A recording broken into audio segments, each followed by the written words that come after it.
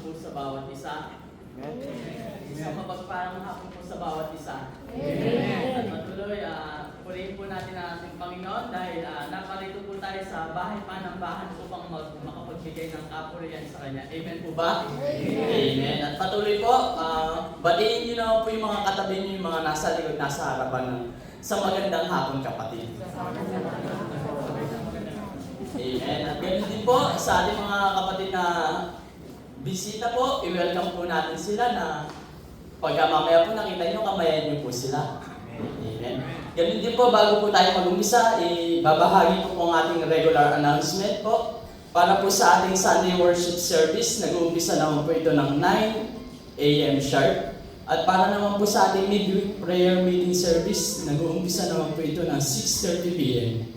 At ganun din po sa ating gawain o sa Gigito, Bulacan Missionary Baptist Mission. Nag-uumpisa po ang servisyo nila doon ng 5:30 p.m. po. At ganun din po ang ating Bible training course. After service po ito ng 1 p.m. to 4 p.m. po. At ganun din po, kada end of the month, magkakaroon po tayo ng family meal, dinner sa ating iglesia. And every last Sunday of the month po ito. At ganun din po sa ating sa ating cleaning ministry po, every Tuesday po, nagkakaroon po sila ng paglilinis ng 5 p.m. po. At huling announcement po, paki-turn off po, silent po ang ating cellphone. Baka po meron na po akong marinig ng messenger dyan eh. Yan, paki-turn off din po, yan. Patuloy po, tayo po yung magsitayo para po sa ating paggalang salita ng Panginoon. Buksan po natin ating Biblia sa Psalms 118 verse 1. Say amen po pagka nakita. Sabi po sa nasusulat, O magpasalamat kayo sa Panginoon, sapagkat siya'y mabuti, sapagkat ang kanyang kagandahang loob ay magpakailanman. Purihin po ang salita ng Diyos.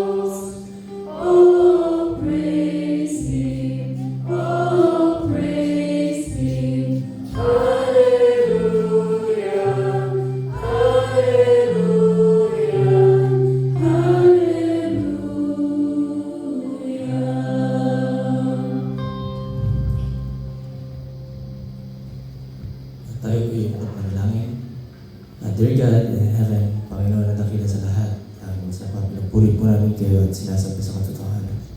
Lord, sa araw na ito, sa hapon na ito, Panginoon, kami pong mga magkakapatid ay nagsama-sama at dalangin namin, Panginoon, na sa mga oras na ito ay tulungan niyo kami, Panginoon, na makinig.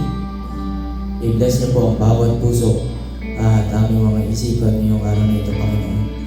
Sa aming pagharap sa inyo, sa pag-aaral ng iyong salita, ay meron po kaming puso na may pagsisisi at humble, Panginoon, tulad ni David.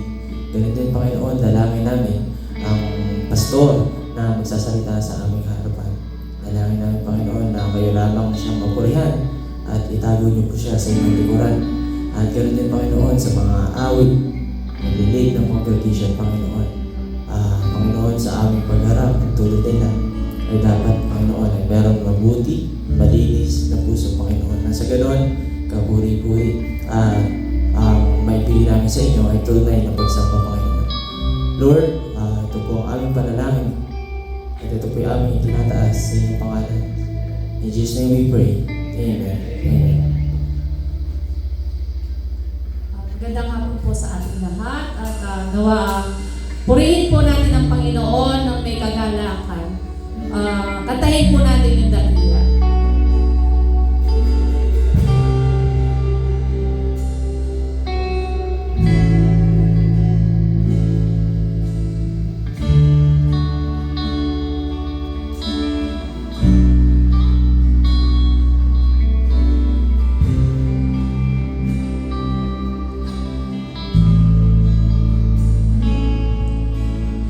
Diyos na dakila sa lahat, ang ngalan mo'y itataas. Walang hanggan ang iyong katapatan, pag-ibig mo'y wagas at walang kabantay. Sa bawat sandali ng buhay ko, Panginoon, Ikaw ang lakas ko. Dakila ka, O Diyos, sa buhay ko. Sa iyong papuri at pagsamba, walang ibang nagmahal ng tulad mo. Dakila ka, O Diyos, tapat ka sa habang panahon.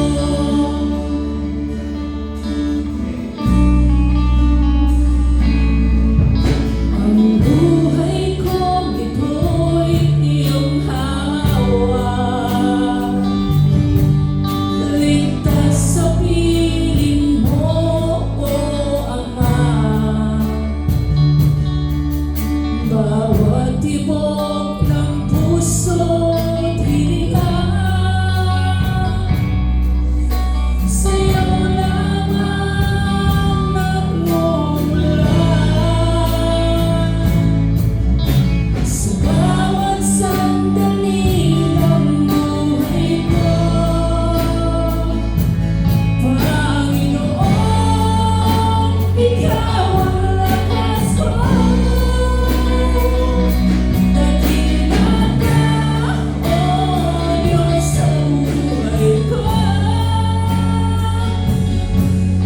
Sa iyong papuri at pagsamba,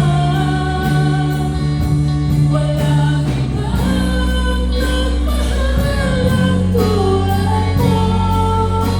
Dakila ka, O Diyos, tapat ka sa habang panahon. Itaas ang ngalan mo, Diyos. Walang hanggan ang kadakilaan mo. Buhay ko ito para lamang sa'yo. Dakila ka, Diyos, magpakailanman. Dakila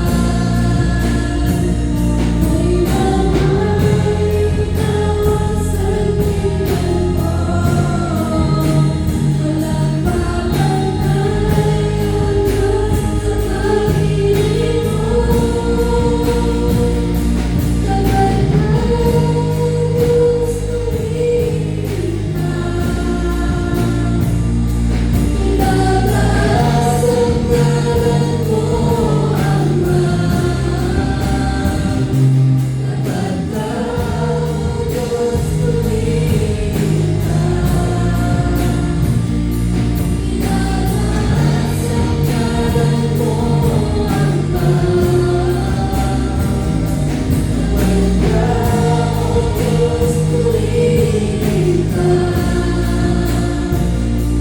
Itataas ang ngalan mo, Ama. Pagkat ikaw, Diyos, purihin ka. Itataas ang ngalan mo, Ama.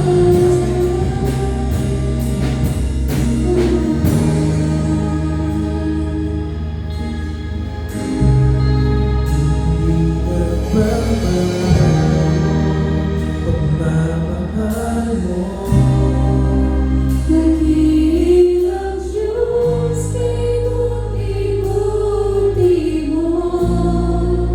Ikalagkukulang sa bawat araw.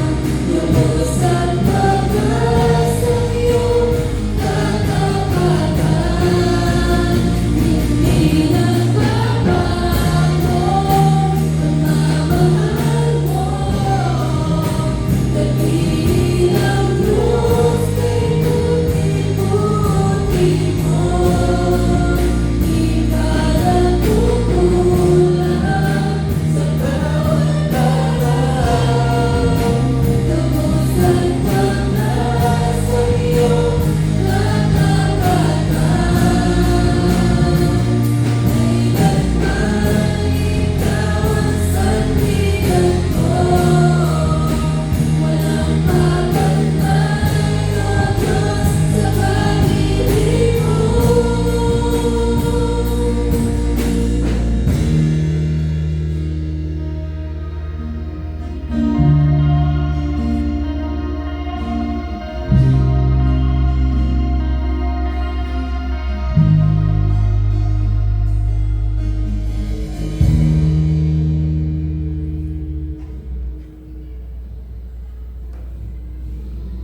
Ano po sa ating huling awitin? Awitin po natin yung matibay na sandigan.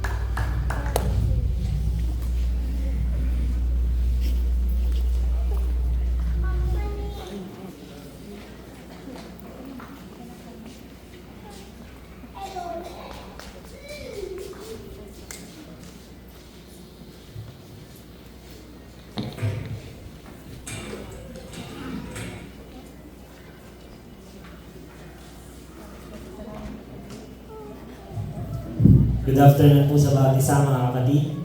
Nandito po kami ngayon ng mga youth, fresh from the fellowship. Magmula kagabi hanggang kanina.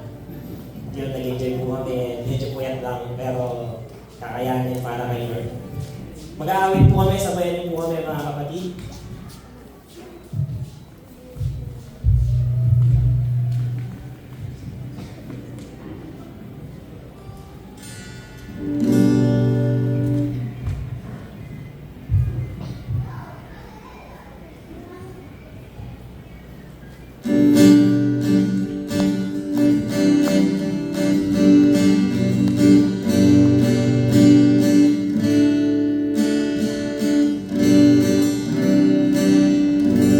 Down at the cross, ready, sing.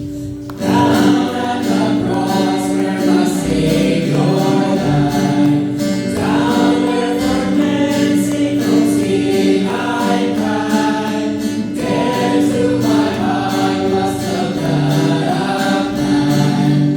Glory to His name, glory to His name.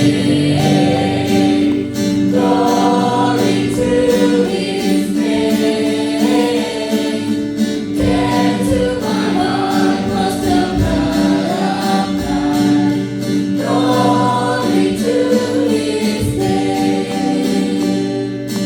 I am so wondrously saved from sin. Jesus so sweetly abides within. There at the cross where He took me in. Glory to His name. Glory to His name. Glory to His name. There to my heart was the blood applied. Glory to His name. Oh, precious fountain that saves from sin, I am so glad I have entered in. There Jesus saves me and gives me peace. Glory to His name. Glory to His name. Glory to His name. There to my heart was the blood applied. Glory to His name. Come to this fountain so rich and sweet. Cast thy poor soul at the Savior's feet. Plunge into day and be made complete.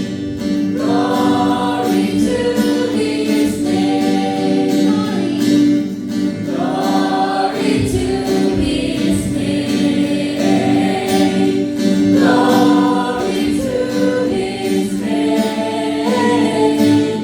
There to my heart was the blood applied. Glory to His name. Glory to His name. Glory to His name. There to my heart was the blood applied. Glory to His name. Maganda na Lord po mga kapatid.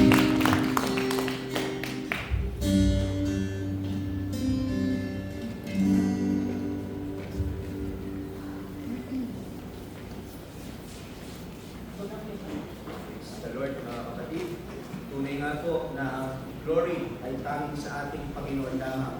And kapatid, sindihan niyo po yung ilaw sa likod kasi madilim sila. Nakatulog sila sa sobrang dilim. Madilim pa man din. And madilim na yung langit. So, talagang uulan, no, mga kapatid. At uulan.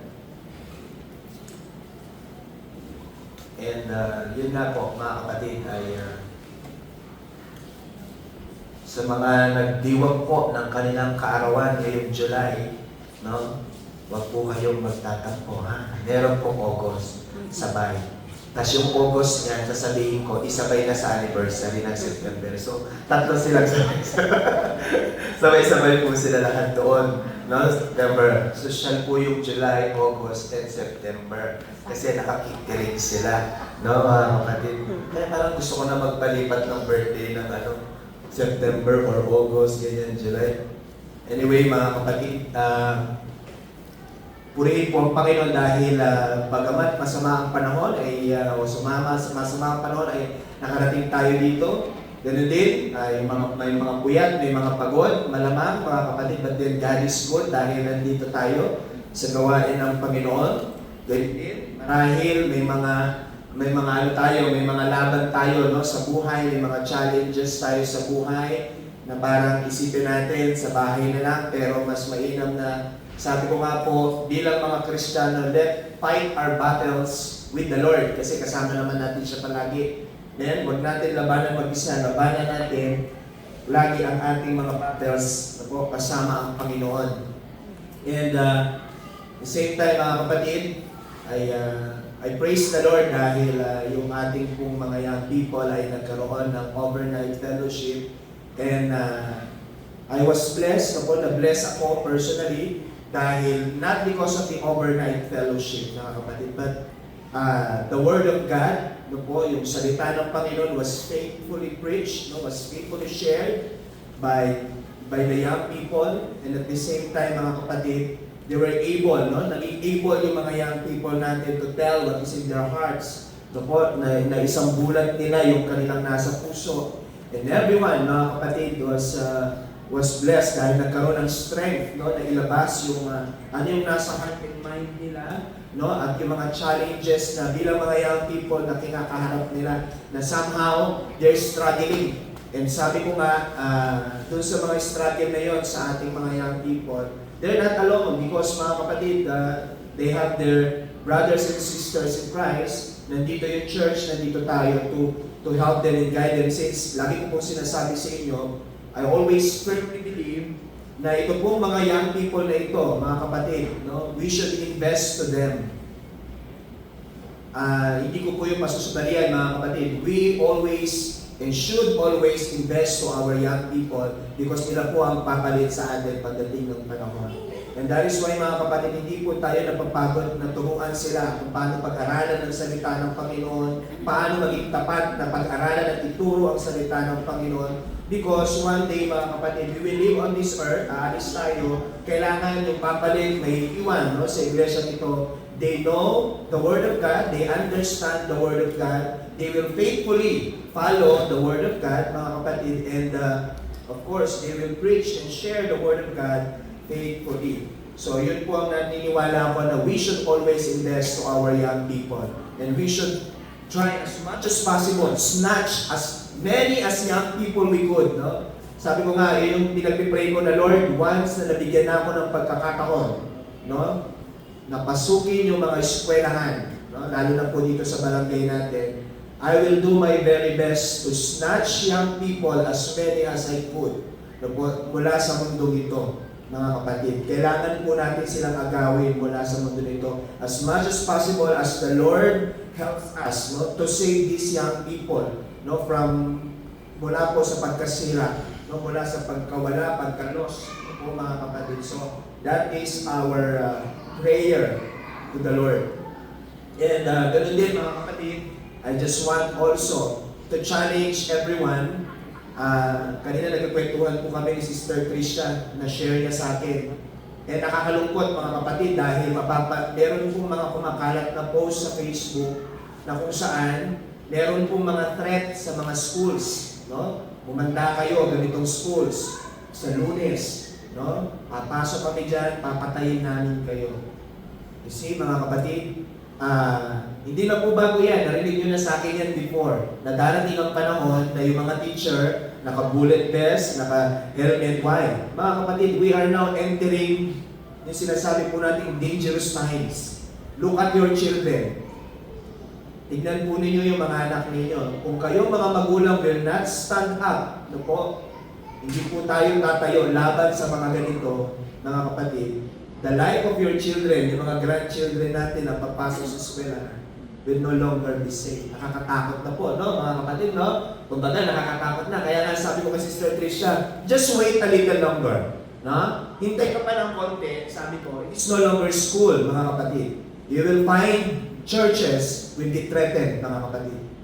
Kumanda kayo, Bicol Missionary Baptist Church sa inyong service mamayang umaga. Pagpasok ko dyan, pagpapatayin ko kayo, pagbabarilin ko kayo. Ilang kaya ang mag-attend? You see? You just wait a little longer, mga kapatid. I tell you, hintay lang kayo ng ilang mga panahon. That will be the next step. They will threaten Christians not to gather kasi, mga kapatid, no? They don't want Jesus to be preached. Nakikita na natin yung sasabihin ng iba, di mag-online tayo.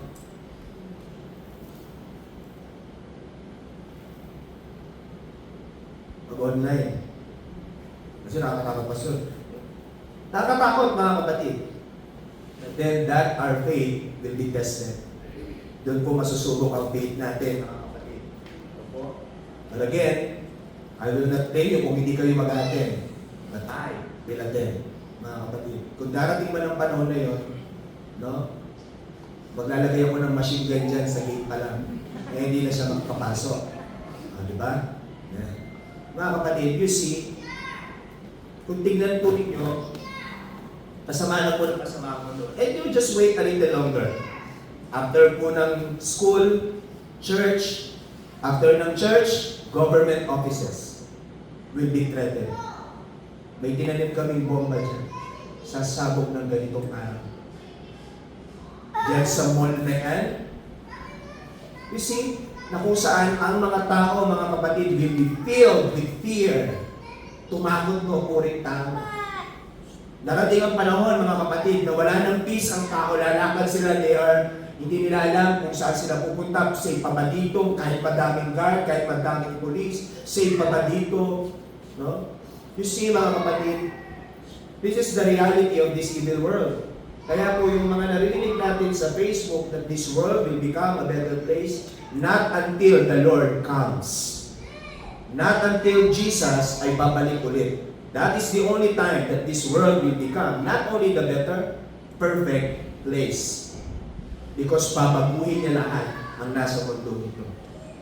Eh mga kapatid, sabi ko nga, bilang mga Christian, we always desire to seek, na i-desire natin na Lord, please, dumating ka na.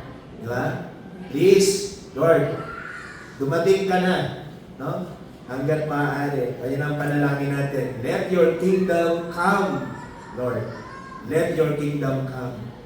Kasi mga kapatid, yun po ang pag-asa natin. No? Doon wala nang fear. Doon wala nang ganito, wala nang threat, wala nang po mga iyak, wala nang sakit, wala nang pain, wala nang po lahat. And that is why, mga kapatid, let's pray for it. Isama po ninyo sa panalangin yung mga schools. Sabi ko nga, doon hindi na ako nagtuturo, I am deeply concerned at nag-aalala ako para sa mga estudyante at para sa mga guro. No? That is very dangerous. So, at I am praying na proteksyonan ng Panginoon yung mga paaralan. So, proteksyonan ng ating Panginoon yung mga teachers, lalo na yung mga estudyante. Ingatan sila ng Panginoon kasi kawawa yung mga bata, lalo na kung yan ay parang sa atin na lang natin ito nababalitaan. And now, mga kapatid, they are here. Nandito na po sila. See? Kung anong ginagaya natin doon, dugayahin talaga nila dito. No? Kasi that's the sad part, mga kapatid. Anyway, kaya po mga kapatid, bilang mga Christians, if you think na yung peace na hinahanap mo is mahanap mo, no? Outside, sa mundo na ito, in this world, nang puno-puno po ng mga evil things, nagkakamali po tayo. The world will never give us peace. The world will always give us worries. Lagi pong alalahanin ang ibibigay ng mundo sa atin, mga kapatid. Endless worries. And the only peace, no, the only place na matatagpuan natin ang kapayapaan and rest, mga kapatid, is in the presence of the Lord. No po? Kaya nga, kinanta natin kanina no po? Sa gitna ng bagyo, aawitan kita. That is the only place where you can sing in the midst of the storm. Diba? Why? Bakit ka makakaawit? Because you are with the Creator of the world. Kasama mo yung lumikha ng langit at lupa. And that is why you will sing. Makakaawit ka. Wala kayong magagawa sa akin. You may kill my body. Pwede mong patayin yung katawan ko, but you will never take away. No? Hindi mo maaagaw sa akin yung buhay na walang hanggan na ibinigay sa akin ng tagapagligtas ko. Kung papatay mo man ako, I will live in peace with my Savior. Kung hindi mo ako mapapatay, still I will live in peace, no, with my Lord here on earth. And I will await that day, no, na ang Panginoon ay kukunin ako or darating siya, kukunin kami lahat. You see, that is the only peaceful place na alam ko, mga kapatid. No, kaya may nagtatanong sa akin, may alam ka bang mapayapang lugar?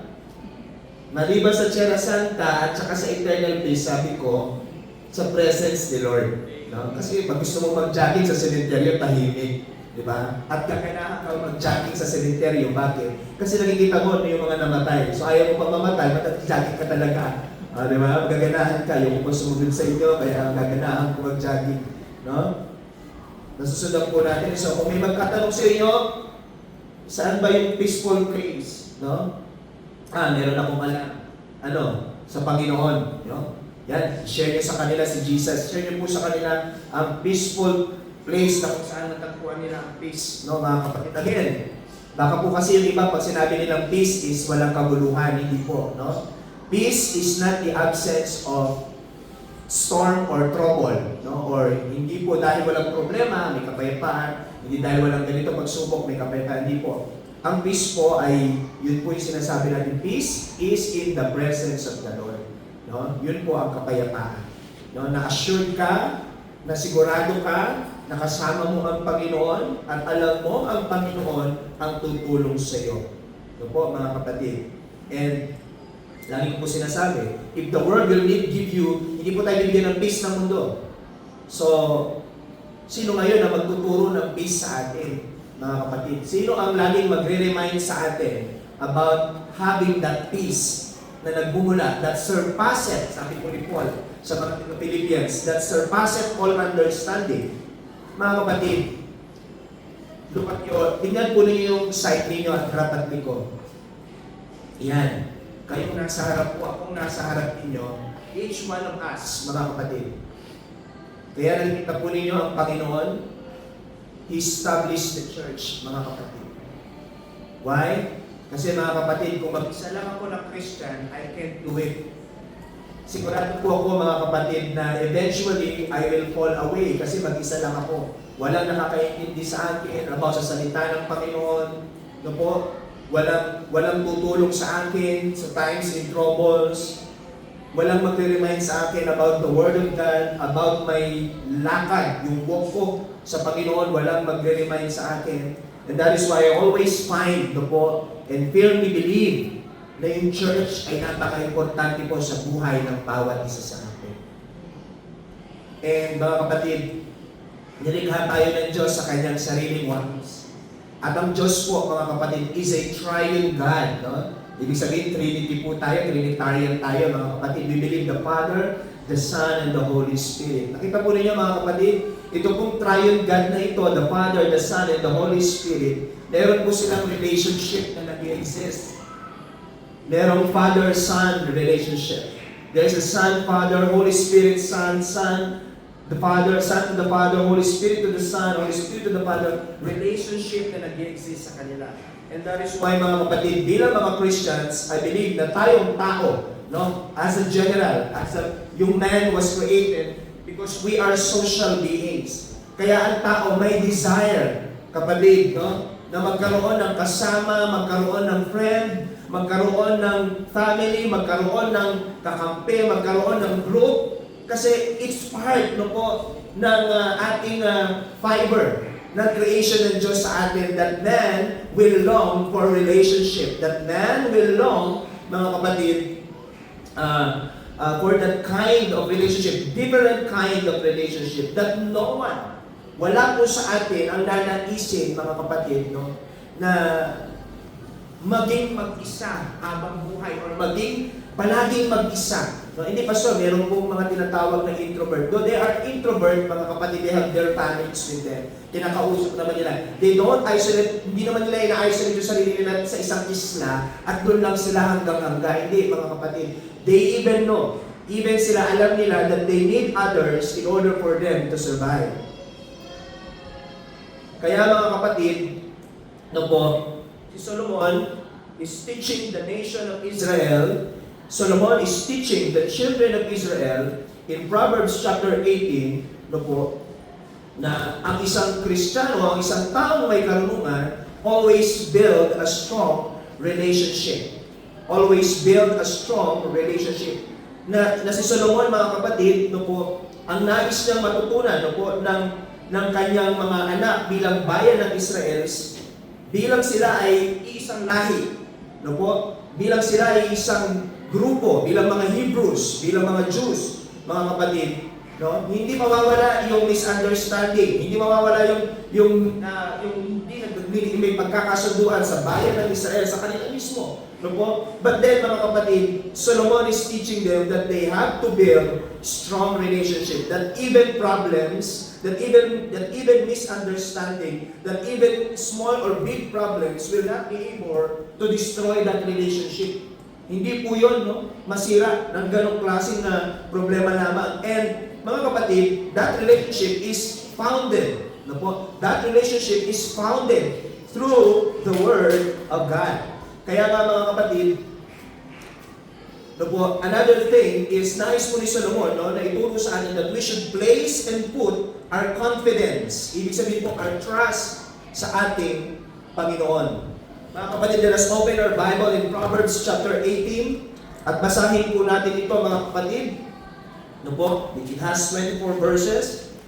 Verse 1, ang humihiwalay ay umahanap ng sarili niyang nasa at nakikipagtalo laban sa lahat na magaling na karunungan. Verse 2, ang mangmang ay walang kaluguran sa panguunawa. We know that, mga kapatid, kung maihayag lamang ang kanyang puso. Verse 3, pagka ang masama ay dumarating din naman ang paghamak at kasama ng kutya ang pagduduwahagi.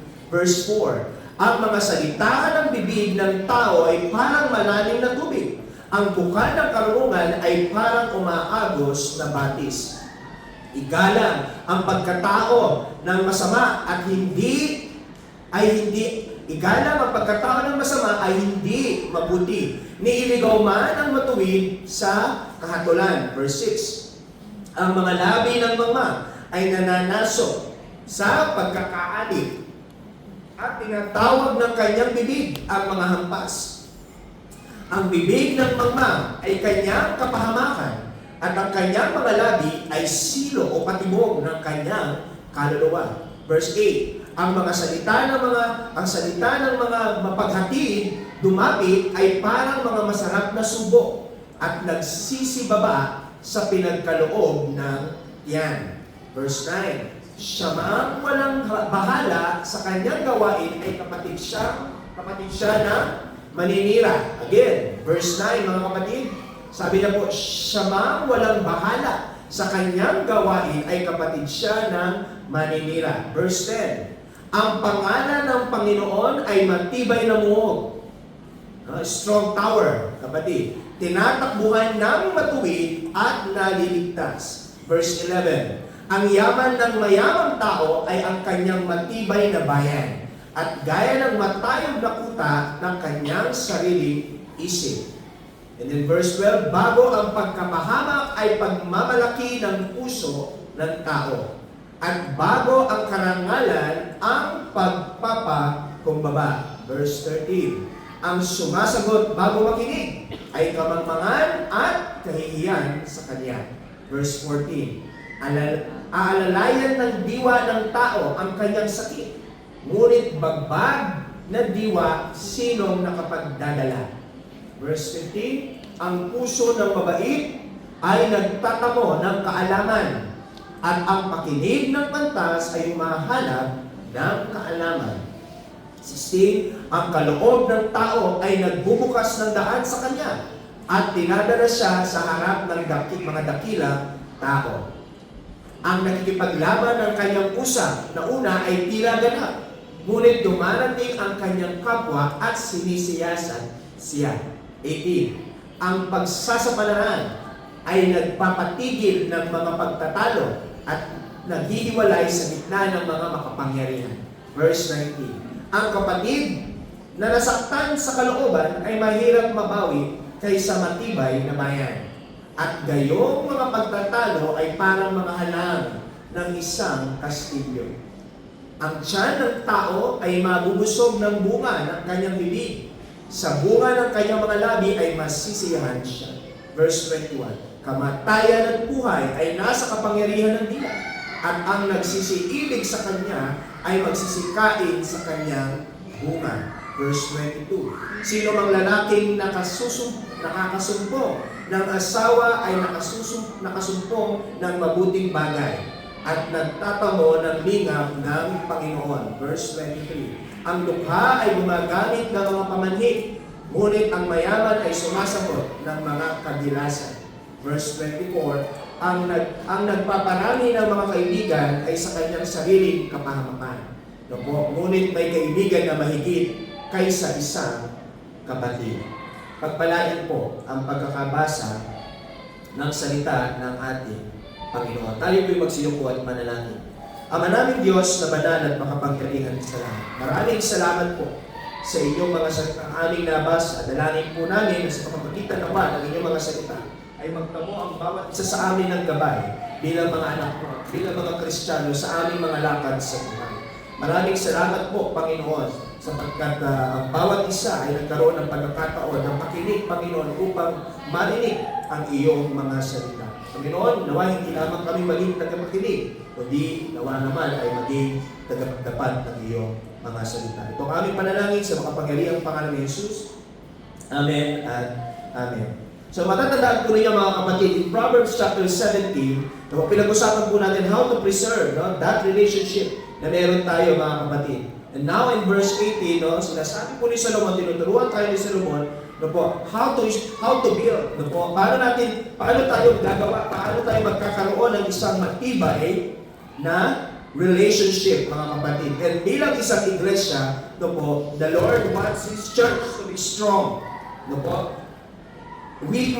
Marahil mga kapatid, galing tayo sa iba't ibang mga aspeto ng buhay, iba't ibang uri ng pamilya. But then mga kapatid, tulad po ng sinasabi ni Apostol Pablo sa mga taga-Galacia, wala na po doon ang ating pagkakakilanlan. Iisa na lamang po tayo kay Kristo. Ibig sabihin, hindi tinitignan ng Panginoon kung kanino tayo galing clan, kung anong kakayuan natin sa buhay. Ang tinitignan ng Panginoon ay Kristiyano ka ba?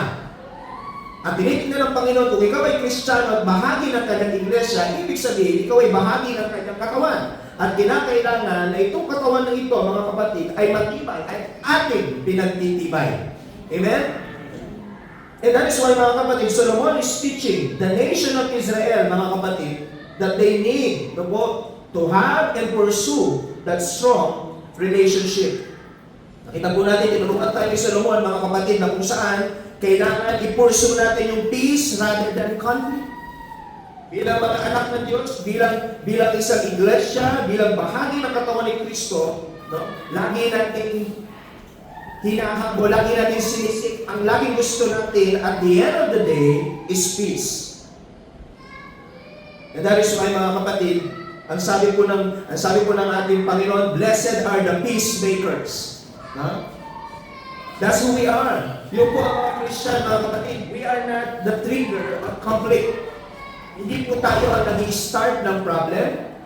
Hindi po tayo nag-i-start ng conflict, but we are making solutions and, ano po, mga kapatid, we are the peacemakers. Ayun na.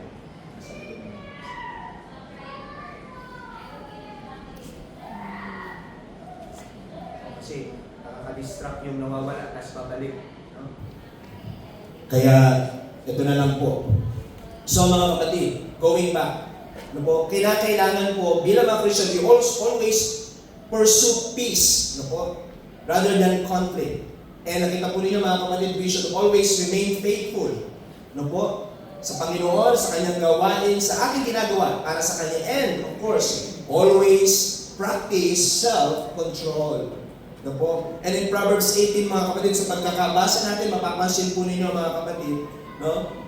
Hindi lang po enough na bilang mga Christian, we will preserve our relationship sa bahay. Hindi lang po enough na i-preserve natin yung relationship natin sa labas. Hindi lang po enough to preserve our relationship dito po, higit sa lahat, sa church. At napaka-importante po na mag-build tayo ng relationship that glorify God. Dapat po yung relationship na meron tayo, it glorifies God. Amen? Mga kapatid? Kaya nga po mga kapatid, Solomon is teaching us and exposing to us, mga kapatid, no, yung attitude that destroy fellowship. No? Ito po yung mga elements that somehow destroy fellowship. Ano po yun mga kapatid? There are, makita natin, there are such as pride, no? Yung kapalaluan. There is isolation, no? Yung ihiwalay. There is careless speech, hindi pinag-iisipang salita. No? Napakadaling bitawan na para bang hindi pinag-iisipan, mga kapatid. And then, mga kapatid, no? Self-confidence. No? Ibig sabihin po ng self-confidence, sobrang tiwala sa sarili. No po, mga kapatid. And mapapansin po ninyo, Solomon, on the other hand, binigay niya po yung mga attitude and character that builds a relationship that glorifies God. Ano po yung mga yon? Humility, kababaan ng loob, understanding, umuunawa, ano po, bago magsalita, and then mga kapatid, nagtitiwala sa Panginoon. And that is why, even Paul, mga kapatid, sa kanyang mga books in the New Testament, he warns the church, ano po, that Satan is not done. Hindi pa po tapos ang diablo, mga kapatid. He is trying his best not to persecute Christian, no, mga kapatid. Ang biggest challenge nga daw po ng church ngayon, hindi yung pakikipag-usig sa labas. Wala namang pong umuusig sa atin, mga kapatid, pagpunta natin dito, na pumigil sa inyo, no? Pagpunta dito. Maliban na lang kung, syempre, no? Yung umuusig sa iyo sa pagpunta dito, sarili mo. Kung pinipigilan mo yung sarili mo pumunta dito. Di ba? Kapatid. But then, mga kapatid, wala naman pong persecution sa community natin, no? Pag-baptist, sara yung daan. Pagpunta na sila, pag-Sunday, sara yung daan dito, tsaka doon, di sila makapunta sa church sila. Wala naman pong gumagawa sa atin, no? At pag ginawa nila yung harang, dadaanan ng sasakyan na yun. Tanggal din yung harang. Di ba? Bunggoy ng tricycle, no? Dadaan kami, bahala kayo, di ba? Pero walang ganun, mga kapatid. The biggest problem or challenge, no, na hinaharap po ng mga churches today, no, is not the persecution from outside, but division from within. And that is why, mga kapatid, Paul is reminding us, no, and even Solomon, no, yun naman po talaga, even ang Panginoon, yun ang sinabi niya, kung ang kaharian, no, ay hindi nagkakaisa sa kanyang sarili, ito ay babagsak. If the kingdom is divided by itself, sabi ng ating Panginoon, babagsak yan. No? And that is why, mga kapatid, we should, bilang mga member ng ating church, bilang mga anak ng Diyos, mga kapatid, we pursue, no po, yung unity in the truth, no po, yung pagkakaisa sa katotohanan na makapagpapalakas at makapagpapatibay sa ating iglesia, na kung saan, mga kapatid, wala pong puwang si Satanas, no? Kumbaga si Satanas na lang ang aalis kasi wala siyang magawa. Nagagawa po ninyo, mga kapatid? Nakukuha po ninyo? We will not give space, no? We will not give an opportunity for Satan to do it because we are aware. And we should be aware of that. At dapat maging aware tayo, mga kapatid, nung ganung bagay. Huwag tayo maging instrument. Huwag tayo maging daan ni Satanas to destroy the church from within. But then, mga kapatid, we should always preserve unity. And that is why relationship is important. Bakit, mga kapatid? Because relationship talks. If we have strong relationship speaks. They talk about problem. They talk about conflicts. And they find solution. They find peace. They pursue peace. That's the right path, mga kapatid. Kaya po, mga kapatid, in verse 1 to 8, makikita natin na ang isang marunong na anak ng Diyos, ang isang marunong na tao, isang marunong na Kristiyano, mga kapatid, will always seek, susumpungin niya lagi ang pangunawa at hindi ang kanyang sarili kapakanan. Always seek understanding and not self-interest. Kaya mapapansin niyo, mga kapatid, in verse 1, ito po ang sabi ni Solomon, whoever isolate himself seek his own desire. He breaks out against all sound judgment. Alam po niyo, in the culture of the Hebrews, mga kapatid, dahil nga po ang Hebreo, mga kapatid, they are the chosen people. They know they have to be together always. Kailangan sama-sama sila. Nung sila napunta sa Egypt, sama-sama sila. Nung sila umalis, kailangan sama-sama sila. Kasi alam nila na kapag naiwalay sila doon sa bayan nila, it's a problem. So, kaya kapag ang isang Hebreo ay nagdesisyong humiwalay, kumbaga, umiwalay sa kanyang mga kasama, may problema doon. Hindi siya humihiwalay dahil problema sila. It's another thing. Humihiwalay siya dahil, mga kapatid, ayaw niya sila. May problema siya sa kanila. Na kung saan, mga kapatid, sabi ni Solomon, it's not good. Kasi bayan mo yan. Kasama mo yan sila. Family mo yan sila. So kung may problema ka sa kanila, you have to speak with them. Fix it. Kaya nga, mga kapatid, sabi in verse 1, through a desire of man, having separated himself. In verse 2, mga kapatid, tingnan po ninyo. A fool takes no pleasure in understanding. That's the context, mga kapatid. May problema, inaayos, ayaw niyong intindihin para maayos. Anong gagawin niya? Leave. Aalis. I-isolate niya yung sarili niya. Nandito siya pero parang ayaw niyang sumama. Nandito siya pero ayaw niya makipag-fellowship. Nandito siya pero ayaw niya makiisa sa ginagawa. And that is not a good thing, mga kapatid. If you have something in your mind, sabi ni Solomon, share it. Then if there's a problem, we will fix it. Because a fool takes no pleasure in understanding. Kailangan kasi may understanding tayo, mga kapatid. Hindi pwede wala. Amen?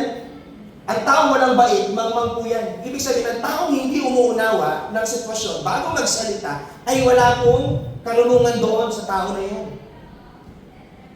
Kaya kailangan, tinitignan natin lahat. Inuunawa natin lahat na may kapagbabaan at doon po natin inaayos ang lahat ng bagay.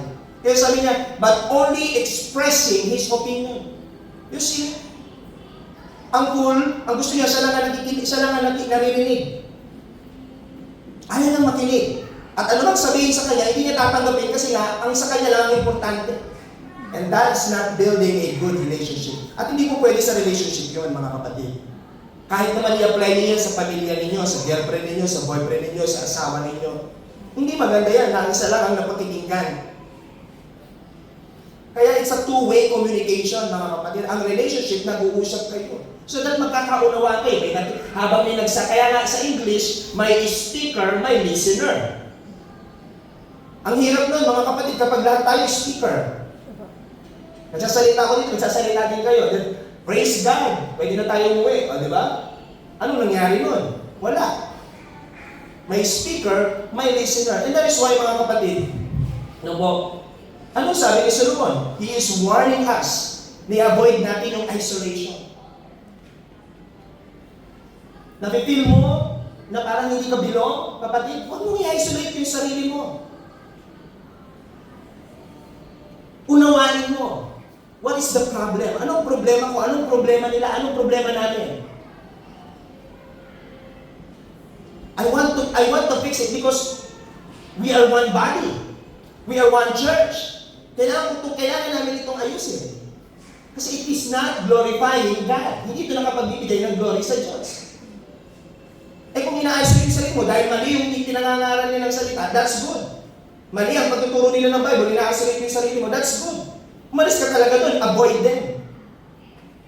But if not, mga kapatid, and it's more on relationship na nagkakaroon lang ng misunderstanding at miscommunication at hindi pagkakaunawaan, then mga kapatid, let us not isolate ourselves and let's have understanding.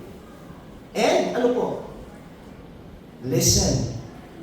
In verse 3 to 5, mga kapatid, tingnan po ninyo, isa po sa mga tinuturo dyan ni Solomon is we must reject partiality. Kailangan po mga kapatid, pakinggan natin lahat. May mali, kasalanan niya, hindi niya kasalanan, kasalanan niya, hindi niya kasalanan, pakinggan mo. Kasi may pinanggagalingan sila, and from there, makikita mo, kita natin, mabibigay tayo ng magandang solusyon na kung saan mag-fix ang lahat ng dapat ma-fix.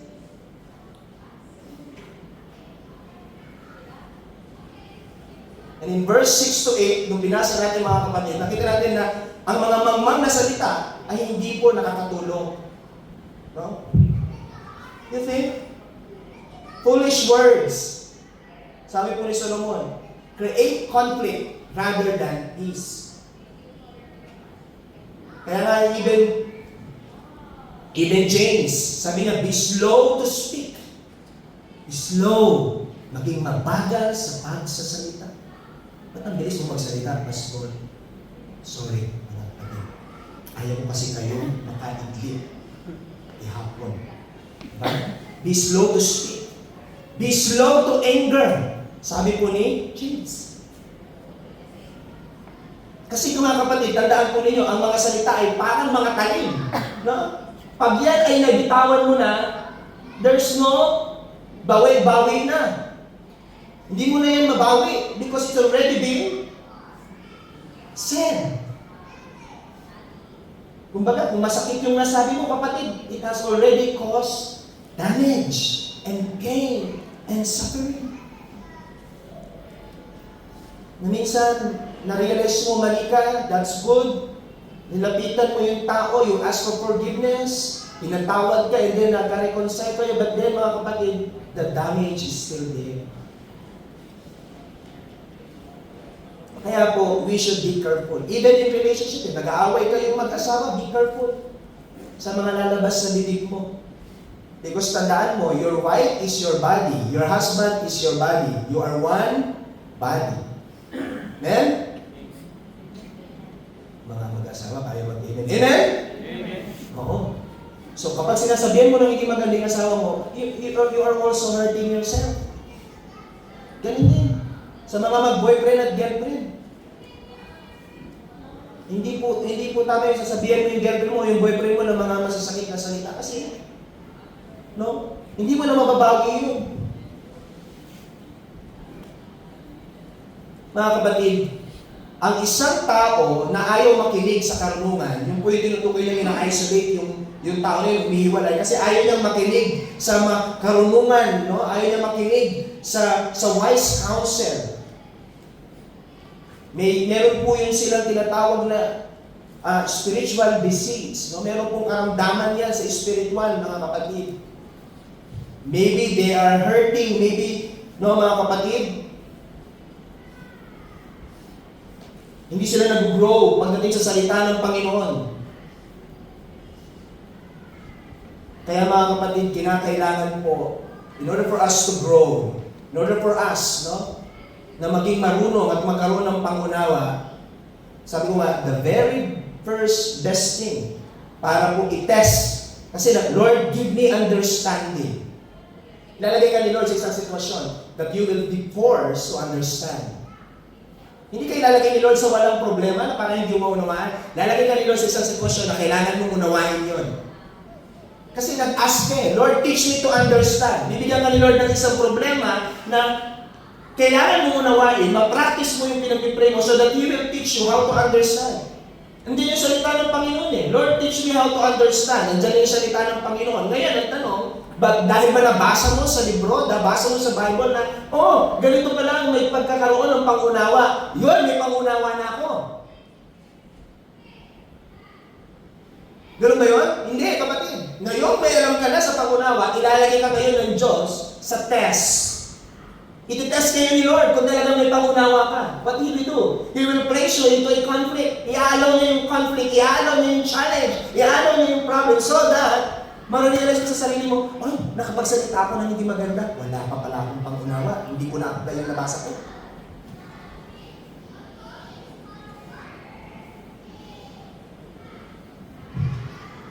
You see, mga kapatid, and that is why, mga kapatid, po, sabi natin, pag-ulit natin narinig yung illustration na ito, ang isang uling, isang kumpul ng uling na nagbabaga, pag inalis mo yung isa, eventually, kapatid, that coal, yung uling na yan, manlalamig yan. And that is why the Bible, no, mga kapatid, warns every believer, no, ang tunay na mga nanampalataya sa Panginoon, no, He wants us not to isolate ourselves from the church. Huwag mo iiwalay ang sarili mo sa church because you are a sheep. Amen? Tupa ka eh. Kapag ang tupa, isang tupa na hiwalay, nandyan yung devil. Nandyan yung lion. Anong inaabangan niya kung sino yung isa at yun ang kanyang aatakihin. But kung sama-sama tayo mga kapatid, nagkakaisa tayo sa salita ng Panginoon, sa katwiran, we are not perfect. Again mga kapatid, we are not claiming to have the perfect relationship with one another. Hindi natin i-claim yan. We are human beings. Again, no, mga kapatid, may laman po tayo. And sometimes this flesh, hindi natin hindi mo na makontrol itong laman na ito. That's why nakakapagsalita ka, nakakaisip ka ng masama. Pero bagamat ganun, mga kapatid, batid natin na kapag ganun ang nangyari, we need to humble ourselves, magpakumbaba tayo, magsisi tayo, mag-repent tayo, maghingi tayo ng tawad. Amen? Amen. That is the right thing to do. Kasi yun ang tinuturo ng salita ng Panginoon. Dahil Christian na tayo, palagay mo, hindi tayo magkakaroon ng problema. Mali! Mali! Sabi ko, nanonood ko dun sa mali! Sabi niya. Hindi po. Kaya minsan nami-misunderstood tayo because there are claims. No, may mga claims na gano'n. Kapag Christian tayo, dapat hindi tayo nag-aaway. Dapat wala tayong pagkakasunduan. Sino nagsabi? Nasa Bible ba yan? Nakita mo, kahit yung mga church nga noon, may problema sila. Si Pablo na lang at saka si Peter, nagka-problema pa. Palagay nyo, tayo ba? Mga man of God na yan, ha? Pero one thing is sure. Nakita po ninyo, ano nangyari? They reconcile. No? May pagkakasundo. Kasi they know the Word of God. May understanding. So kung i-apply natin yan sa relationship natin, no, sa bahay, sa labas, sa co-workers, sa trabaho, kahit saan, especially sa ating church, well, mga kapatid, you will be a wise person. Magiging marunong ka. Amen? They will find you wise. Marunong itong tao nito.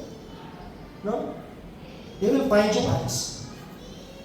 Kaya nga mga kapatid, ano po, bilang mga Kristiyano, dapat we always seek counsel. No? Ano yung ibig sabihin? Paano ba? Pag di ka sigurado, pause. Ask for guidance. Ask for guidance.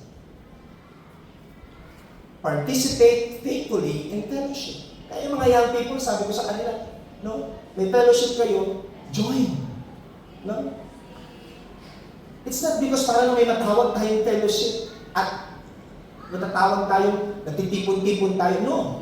Because spiritually, we need it. Kailangan nyo yun. No? Mapa-5 kayo, mapa-7 kayo. Sabi ko sa kanila, mapa-10 lang kayo. Ituloy niyo because fellowship is needed. Kailangan po ang fellowship ng church.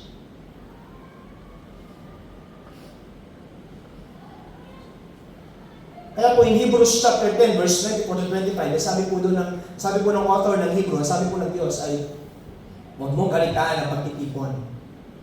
As a whole, as a church, mga kapatid, huwag natin kalimutan ito palagi. Si Pastor Abner, narinig natin niya sa kanya, anong sa kalendaryo makita mo ang red? Anong araw sa kalendaryo ang red? Saturday, Pastor. Anong kalendaryo ang hawak mo? Sunday. No? E pag nasa stoplight ka daw, ano ang ibig sabihin ng red? Diba? Go, sabi ng Christian. Piting the red light pala yung Kristiyano. No? Ano ibig sabihin ng red? Stop. Pag Sunday, stop. Pag tubuloy yan, stop. Diba? Stop ka. Ibig sabihin, kapatid, hinto mo lahat ng ginagawa mo muna, punta ka sa Panginoon, sumamba ka kasama ng mga kapatid mo kay Kristo. No? Sometimes, mga kapatid, no? Hindi po dapat sometimes, dapat palagi. No? Palagi natin gayuin ang ganung bagay kasi yun ang tama. Pangalawa, mga kapatid, ang isang marunong na tao, ang isang marunong na Kristiyano, mga kapatid, no po, ginagamit ang kanilang salita, no, para magpalakas at hindi para makapagsira o makapag-discourage. Bilang mga Kristiyano, a wise Christian, a wise believer, use his or her words to build, not to destroy. Alam po ninyo, mga kapatid, yung language, it's a gift. Words are gift.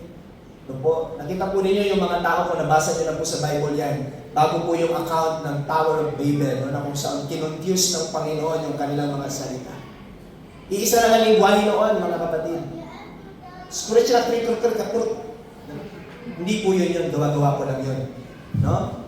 Iisa lang po ang lingwahe ng tao. Alam po na yung isa lang yung lingwahe nila. Lahat sila, nagkakasundo eh. Ang ganda kasi nakakapag-communicate sila, naiintindihan nila ang bawat isa. Nagagamit nila yung salita para mag-communicate. But then, mga kapatid, look, nagamit nila yung salita to build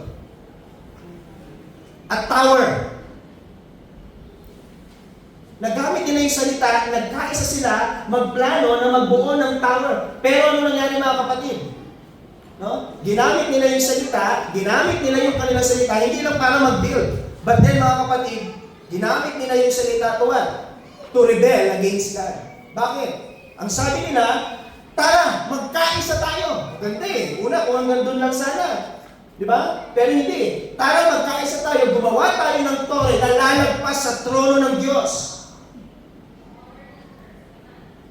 Nakita po ninyo, mga kapatid, binigyan kayo ng lingwahe ng Panginoon para magkaisa kayong gawin ang lahat ng bagay na makapagbibigay ng glory sa Kanya. And eventually, gagamitin nyo sa Diyos yun to destroy Him? No. Kaya ang ginawa ng Diyos, He confused their language. Nag-iba-iba sila lingwahe. Hindi na nila ngayon matapos yung tower kasi hindi na sila magkaintindihan. Sabi ng isa, hollow blocks, number 13, ang binigay number 5. Diba? Bigyan mo ng isang sakong semento, binigay isang sakong buwang. Hindi mo ko naiintindihan, hindi kita naiintindihan. Ano ba sinasabi mo? Nanonood kami kagabi ng film viewing. Ang pangalan po, Faith Like Potato. Pag meron kayong time, panoorin nyo yun. Faith Like Potato. Scottish silang pamilya na tumira, no? Sa Zulu, sa South Africa. Eh, syempre yung salita nila doon, Zulu. No? Iba. Hindi sila magkain. Yung una, yung Scottish, natuto siya ng konti, inaano niya eh. Hindi sila tinanong niya doon sa lalaki, kay Gedley, no? Kaya Gedley yun, sinabi ko sa mga young people, bakit Gedley yung pangalan niya? Kasi supporting actor, nasa side, Gedley. Paglitarin mo, gilid. Diba? Gedley yun eh. Sabi ko ganyan, yan siya, Gedley siya, side character siya eh. So ngayon, sabi niya gano'n, marunong ka ba mag-drive ng tractor? Sabi nung Scottish ko sa iba yun, di ba? Hindi na kakainin. Sabi na drive niya yung tractor. Mamaya pagbalik na, galing trabaho yung tractor niyang nag-iisa, binungko, sira. Sabi mo, hindi sila nagkakaintindihan. You see, mga kapatid? Kapag po ang mga salita, no, ay hindi po nagamit ng tama, maaari po itong makasira. Para pong martilyo. Ang martilyo, pag ginamit ng tama, nakabubuo ng bahay. Pero pag ginamit ng mali, maaari itong masira ang bahay. Kaya mga kapatid, we must be careful, no? Sapagkat in verse 21, mababasa natin mga kapatid, sabi niya po dyan, death and life are in the power of tongue, and those who love it will eat its fruits. No? Ang buhay at ang kamatayan ay nasa kapangyarihan ng dila, at ang nagsisiibig sa kanya ay magsisikain sa kanyang bunga. Kapag ang lumalabas sa iyong dila ay masama, ano ang kakainin mo pabalik? Masama. Kapag ang lumalabas sa dila mo ay tama, matuwid, no po, mga kapatid, aanihin mo yan. Ano ibig sabihin? Maganda ang magiging dulot sa iyo yan. Makikilala kang nagsasabi ng totoo, no? Nagbe-build up, nag-encourage, rather than destroying. Mga kapatid, the Bible warns us, binabalaan tayo ng Biblia paulit-ulit, na ang kataasan ng loob, ang kapalaluan, mga kapatid, ay laging nagdudulot ng kasiraan. Verses 9-12, binasa po natin kanina. And makikita po natin mga kapatid, in verses 13 to 17, no? Sinasabi po sa atin ni Solomon na kinakailangan makinig tayong mabuti bago tayo magsalita o magbigay ng paghusga. Sapagkat nakita natin mga kapatid in verses 19 to 21 na ang mga salita ay maaaring makapagpagaling ng relationship. No? Kapag may pangunawa at tama yung mga salitang nabibitawan kapag nag-aayos ng problema, no? Na ipapanumbalik at napapagaling yung relationship. Pero kung hindi tama ang lalabas sa atin, hindi masisira yung relationship na meron tayo. Kaya in the book of Proverbs, napansin nyo mga kapatid, yung dila hindi nawawala. Halos every chapter nandyan lagi ang dila. Bakit mga kapatid? Even James, ang dila sabi niya ay, may lason. Ha? May lason. Kaya be careful how you use it. Mga kapatid, let us not speak too quickly. Huwag tayo magsalita ng padalos-dalos. No? Huwag tayo mag-assume ng mga sitwasyong hindi naman at hindi naman totoo, mga kapatid. Because that's the time we overthink. That's the time we don't understand. At iwasan natin makinig ng kakaunti. Makinig tayo ng buo. Makinig ka. Hanggang tayo makinig, listen.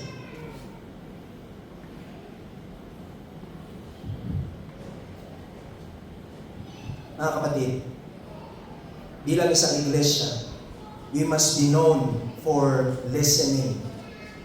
Maingat na pakikinig. Bilang mga bahagi at miyembro ng iglesia, makilala tayo sa pagsasabi ng totoo. Truthful. But tayo, because the church must love truth. Dapat mahal mo ang katotohanan, kapatid. Mahal dapat natin ang katotohanan. Even though hindi mag-agree sa atin ang truth, no, it's fine. Kaya sabi ko, kung darating ang panahon na ang Bible ito ang sinasabi, ito ang akin na experience, no, the Bible is still right. I'm wrong. Never magkakamali ang Biblia, mga kapatid. Never. Maaari ako magkamali pero ang Bible hindi. Maaaring iba ang experience mo sa Bible, but still, I will choose the Bible over my experience. Sa experience pa iba-iba, pero ang katotohanan ng Biblia hindi. Hindi, yung feeling ko kasi emotion, yung feeling ko kasi ganito, no, your feeling changes time to time.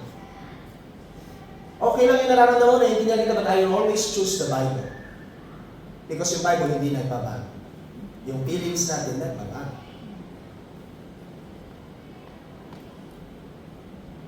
Kaya nga mga kapatid, bilang isang iglesia, gamitin natin ang ating mga salita para pagtibayin ang bawat isa sa atin. Kasama po sa pagtitibay yung pagtutuwid.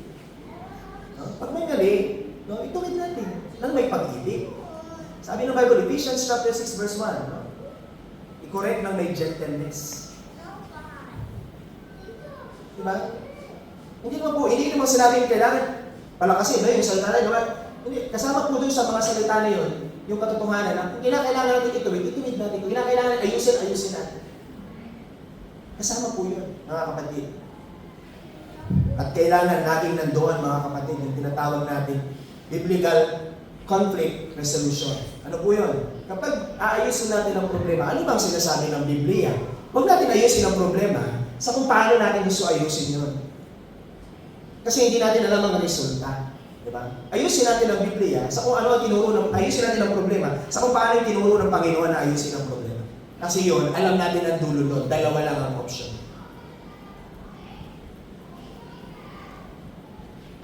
At pangatlo, huli mga kapatid, ang isang marunong na tao, ano po, find their security in the Lord.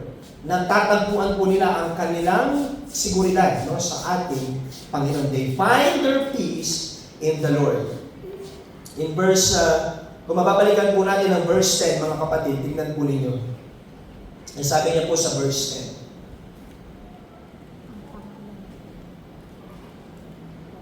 Ang pangalan ng Panginoon ay matibay na muog. Tinatakbuhan ng matuwid at naliligtas. Diba? Hindi natin alam na aawitin din pala natin yan ngayon. Kasama sa inawit natin yan, matibay na haligi. Tama ba yun? Hindi, matibay na sandigan. Diba? Ang ating pong Panginoon, no? Ang kanyang pangalan, no? Ay ang ating matibay na muhog. No? Strong tower.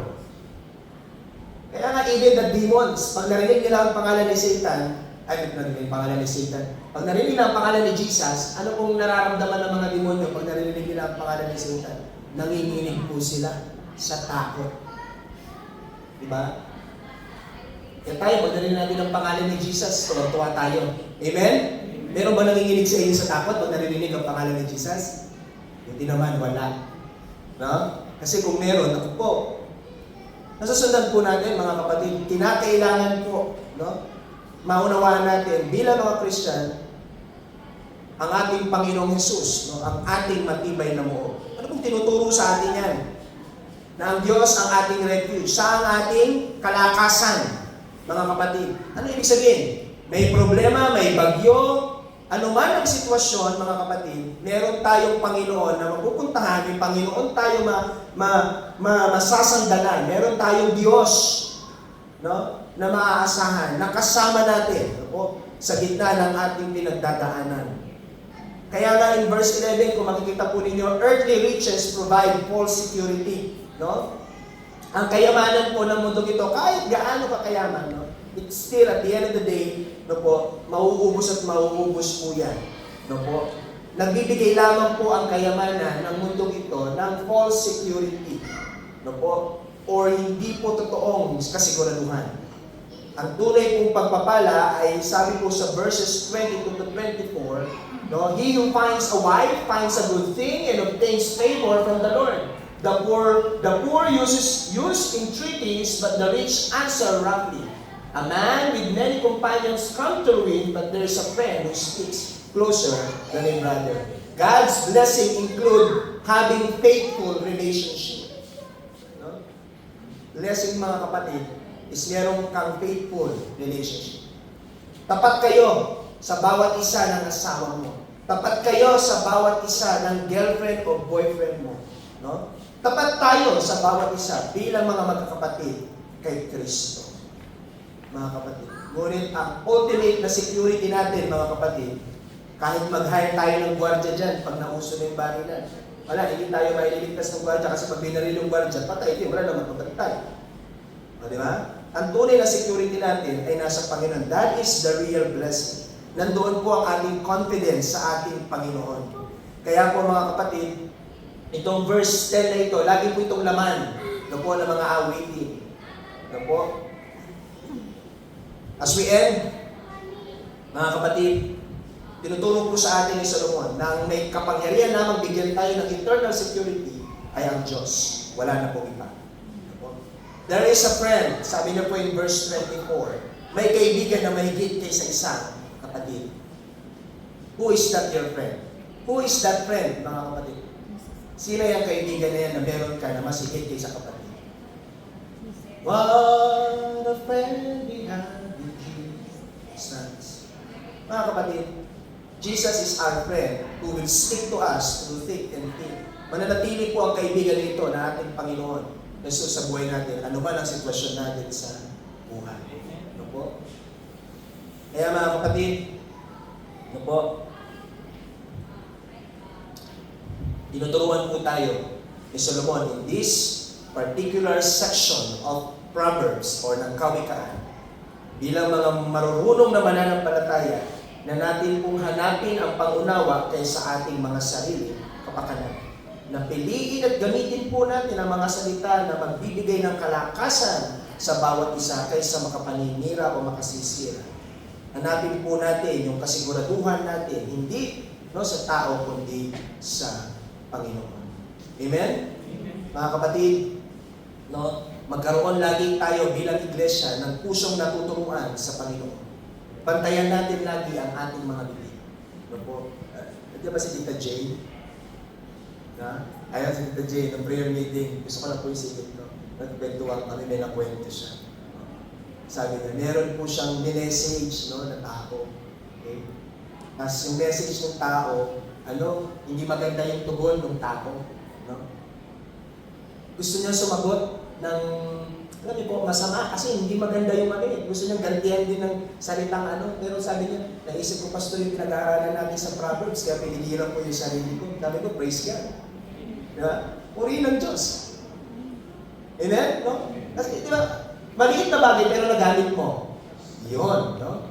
Purihin ng Panginoon kasi nagamit. Amen? Kasi minsan, hindi mo magagamit. Hindi, magagamit mo. Kung inuunawa mo, sabi ko, magagamit mo. Kahit kailangan natandaan mo, pero nagamit mo, praise the Lord. Amen? Kasi imagine mo, pwede na siyang bumati. Ganyan ka magsalita.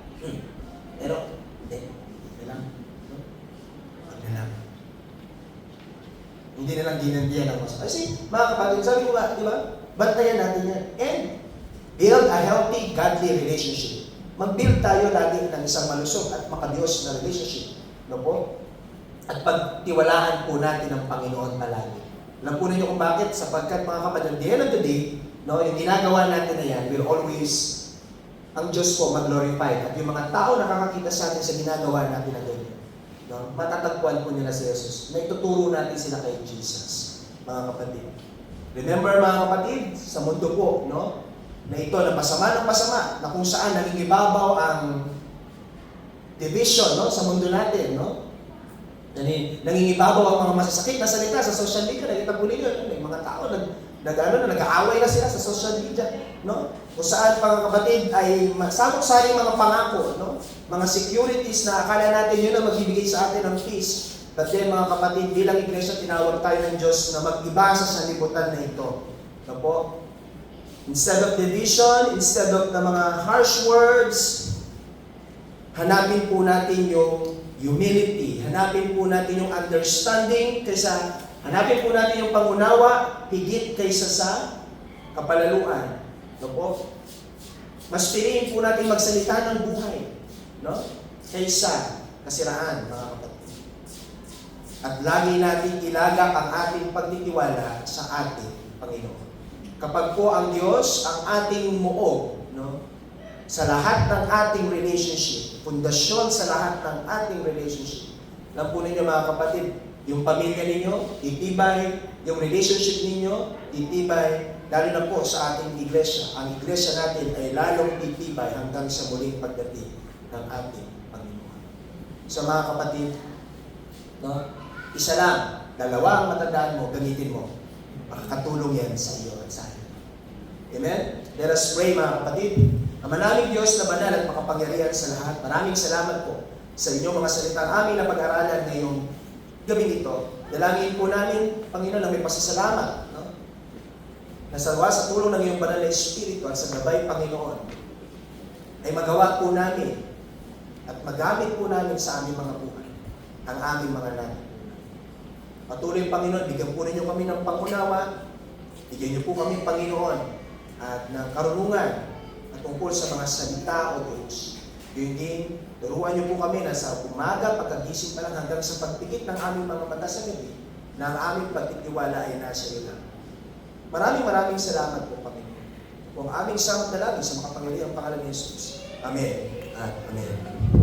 Purihin po ang ating Panginoon.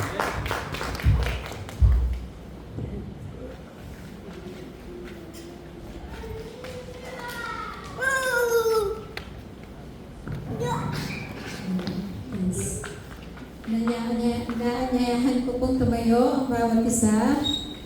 Para po sa ating Tyson of the Days. Dito po sa Luke 6:38. Magbigay kayo at kayo bibigyan, takal na mabuti, pikpik, liglig at umaapaw, ay ibibigay nila sa inyong kandungan. Sapagkat sa panukat na inyong isukat ay doon kayo muling susukatin. Tayo po'y manalangin. Lord God in heaven, maraming po salamat, Panginoon, sa oras mong ito, na kami po'y nandito, Panginoon, para kayo aming purihin at sambahin. Lord, patawad po sa aming mga nagagawang pagkukulang, Panginoon, na aming nagagawang hindi nyo kagustuhan, Panginoon. Lord, salamat po sa patuloy niyo pong pag-iingat sa bawat isa, sa mga mga kapatid na may sakit, sa pagpapagaling niyo, Panginoon, maraming salamat po. Lord, salamat po sa message ng aming pastor na nawa magamit po namin ito sa aming araw-araw na pamumuhay. Na amin pong tinatanggap ang aming mga kamalian, Panginoon. Na amin pong tinatanggap ang inyong pong mga pagpapalo. Lord, patuloy po namin isip ang inyong understanding, Panginoon, na hindi ang aming mga pagsariling kagustuhan. Lord, sa amin pong mga tithes and offerings, Lord, kayo po'y patuloy na mag-bless sa bawat isa para po kami makapagbigay ng aming mga karapat-dapat na para sa inyo, Panginoon. At sa pagpapatuloy ng aming servisyo, Panginoon, kayo po ang mag-guide sa bawat isa. All these things we ask in Jesus' name we pray.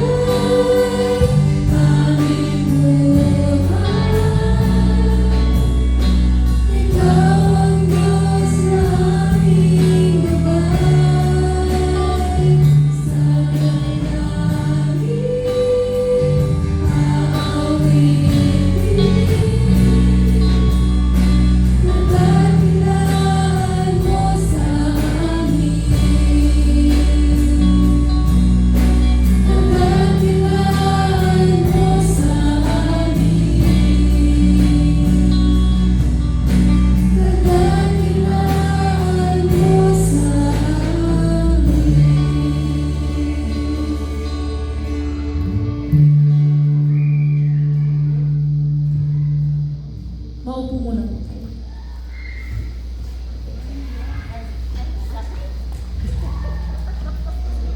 Ay, sis. So, purihin po ang ating Panginoon. Ano po? And praise the Lord.